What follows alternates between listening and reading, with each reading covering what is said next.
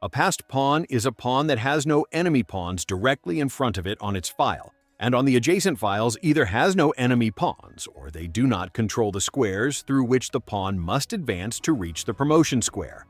On the diagram, black pawn on a5 is passed. There are no white pawns in its path, and the white pawn on b5 on the adjacent file does not control the squares through which the black pawn must advance.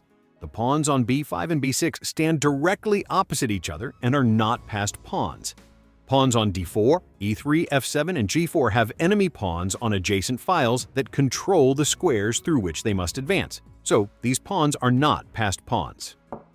With white to move, if the e3 pawn advances, black's d4 pawn becomes passed pawn.